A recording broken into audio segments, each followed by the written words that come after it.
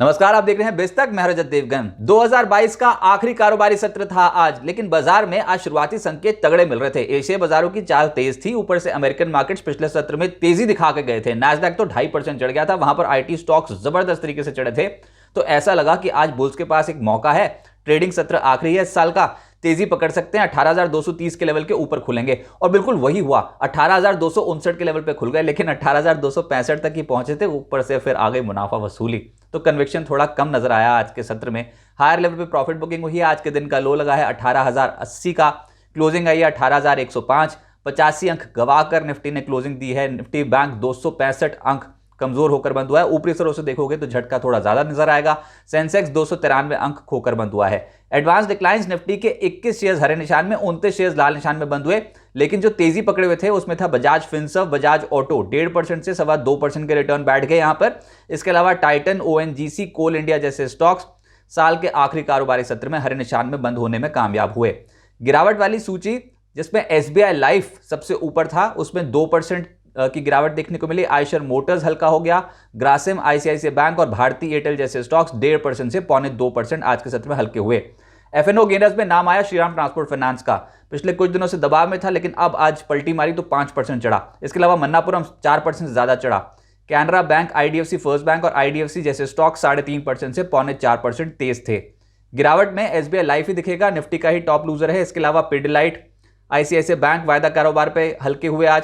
भारतीय एयरटेल, ग्रासिम जैसे स्टॉक्स आज के सत्र में कमजोरी झेल रहे थे। और इनफैक्ट निजी क्षेत्र के बैंक्स में कुछ तेज थे, कुछ हल्के थे। लेकिन जो ऊपरी सरों में मुनाफा वसूली आई ना आईसीआईसीआई बैंक में, इसने आज बाजार पर थोड़ा दबाव डाल दिया।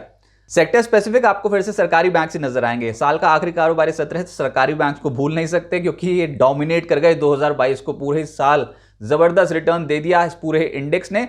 और ये खेल हुआ आखिरी 2 महीनों में 2022 के। बहुत स्मार्ट तेजी बनी। आज के सत्र में काउंटर स्पेसिफिक जो मूवमेंट आई उसमें पीएसबी 5% चढ़ा, कैनरा बैंक 4.25% चढ़ा, union bank, bank of Maharashtra, Indian bank, UCO bank जैसे स्ट्रक्चर सॉलिड नजर आ रहे थे। रियल्टी स्टॉक्स में शोभा, प्रेस्टीज 2.5% से 3.5% चढ़े हैं। इसके अलावा Phoenix limited, Oberoi realty, IB real estate जैसे स्टॉक्स एक्शन में थे। मेटल्स ये पिछले कुछ दिनों में एक्टिविटी तेज शो कर रहे हैं, रेडार पर रखें। जेएसएल 6% चढ़ रहा है, पिछले कुछ दिनों में बहुत अच्छी एक्टिविटी है। वेल्सपन कॉर्प, सेल, नाल्को, टाटा स्टील, रत्नामनी, तमाम स्टॉक्स आज हरे निशान में बंद हुए हैं। जिस इंडेक्स में गिरावट नजर आई उसमें एफएमसीजी था, Varun beverages, Godrej consumer, ITC, Nestle, Marico, Britannia, ये स्टॉक्स आज के सत्र में हल्के हो गए। मिड कैप गेनर्स की सूची है बहुत लंबी, लेकिन इसमें जो स्टॉक्स परसेंटेज के लिहाज से आउटशाइन कर रहे थे उसमें एक था जीआरएम ओवरसीज। स्टॉक में जो तेजी बनी आज 19% के आसपास की तेजी बन गई। हाइकल 12% चढ़ा है। एस्ट्रा माइक्रो 9% चढ़ता हुआ नजर आया। NIACL यानी कि न्यू इंडिया एश्योरेंस लगभग 9.25% चढ़ा है। यूरेका फोर्ब्स का शेयर 8% चढ़ा। क्राफ्ट्समैन ऑटोमेशन में खबर थी कि कंपनी DR Exim इंडिया में 76% हिस्सा 375 करोड़ रुपए में खरीदेगी। पॉजिटिव खबर ड्राइव कर रही थी इसको। गुजरात पेपर के वॉल्यूम्स बहुत स्ट्रांग थे, 7.5% चढ़ा है आज। HG इंफ्रा, इस कंपनी को NHAI से हरियाणा में 997 करोड़ रुपीस का ऑर्डर मिला है, अच्छी खबर थी इसके लिए। स्वान एनर्जी और GICRE इन स्टॉक्स में लगभग 7.25% के रिटर्न बैठे। 52 हफ्ते का उच्चतम स्तर कुछ स्टॉक्स छू रहे थे, जिसमें कैनरा बैंक था, आज भी चढ़ा है 4.5%। इसके अलावा फैक्ट 5% एक साल की ऊंचाई पे है। गुजरात पिपवाव 7.5% चढ़ा है आज। RBL bank, REC, solar industries, तमाम स्टॉक्स 52 हफ्ते की ऊंचाई पे कामकाज करते हुए नजर आए। एलन इलेक्ट्रॉनिक्स की लिस्टिंग हुई आज और ये लिस्टिंग रही फीकी, इनफैक्ट गिरकर ही बंद हुआ है। तो पहले दिन निवेशकों को थोड़ा घाटा उठाना पड़ा, लेकिन इश्यू प्राइस जो था वो 247 रुपए का था। ओपन हुआ 244 पे, क्लोजिंग आई है 229 रुपए 25 पैसे की, यानी कि 7% की गिरावट पहले ही दिन।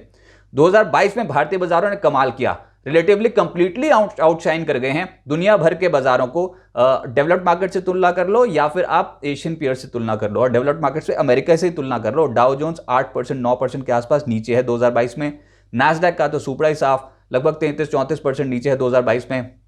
हमारे बाजार में आपको 4.25% के रिटर्न निफ्टी पे दिखाई देंगे, लेकिन ये 4.25% के रिटर्न बहुत मायने रखते हैं, क्योंकि क्या कुछ नहीं देखा हमने 2022 में।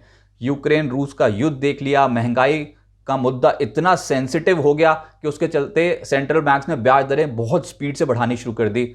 और जियोपॉलिटिकल टेंशन तो आपको पता ही है कितनी ज़्यादा देखने को मिल रही थी। और ऊपर से अब जब 2022 हम खत्म कर रहे हैं तो फिर कोविड के मामले चीन में निकल के आ रहे हैं। तो बहुत कुछ हुआ, लेकिन इस बीच हमारे मार्केट्स तगड़ी रिकवरी शो कर गए।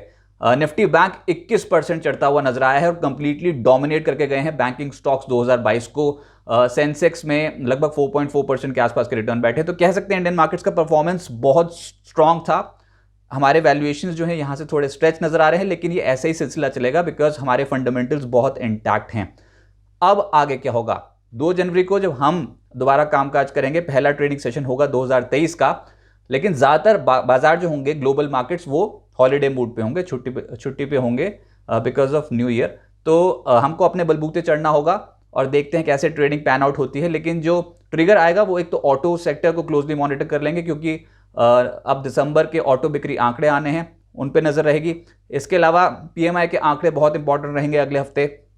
लेकिन जो बड़े ट्रिगर्स होंगे मार्केट के लिए वो है एक तो Q3 रिजल्ट्स की तैयारी जब हम करेंगे वो, और दूसरा बजट।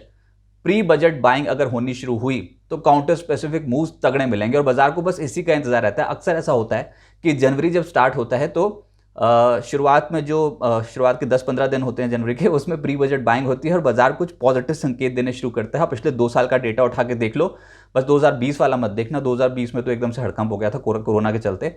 लेकिन 2021 देख लो, 2022 देख लो, तो वहाँ पर एटलीस्ट शुरुआती 10 दिन 15 दिन एक तेजी का सेटअप बनता है और कुछ काउंटर स्पेसिफिक मूव्स आने शुरू हो जाते हैं और इसको बोलते हैं प्री बजट बाइंग। लेकिन कौन से स्टॉक्स एक्टिव रह सकते हैं उसमें? अगर बुल्स ने तेजी पकड़नी शुरू करी तो फिर एग्री थीम होगी, इंफ्रास्ट्रक्चर होगा, fertiliser, textile, cement, metals, PSUs, finance, ये कुछ ऐसी थीम्स होंगी जिसको बाजार बहुत क्लोजली वॉच करेगा। लेकिन अब सिर्फ और सिर्फ बजट की अटकलों के चलते, न्यूज़ फ्लो के चलते यहाँ पर ट्रेडिंग होगी और ऐसी स्थिति में ट्रेडिंग करनी थोड़ी मुश्किल हो जाती है, क्योंकि बहुत वाइल्ड मूव्स देखने को मिलते हैं मार्केट पर। तो देखते हैं, बाजार बहुत एक्साइटिंग रहने वाला है। एटलीस्ट जनवरी के स्टार्ट में शुरुआती 10-15 दिन बहुत एक्साइटिंग रहने वाला है, उसके बाद देखते हैं हाई लेवल पे कहाँ तक पहुँचते हैं। लेकिन ऐसा लग रहा है कि बुल्स सेटअप बना चुके हैं और निचले स्तरों से एक चढ़ाई करने की कोशिश करेंगे अगर इंटरनेशनल मार्केट्स का भी थोड़ा सहारा मिल गया over a period of time.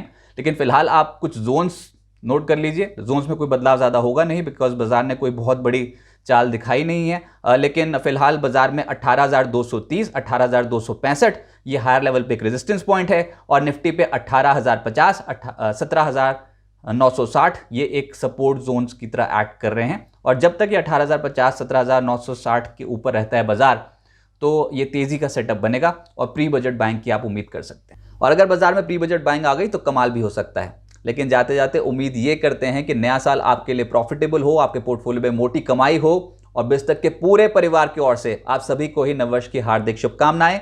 Happy new year.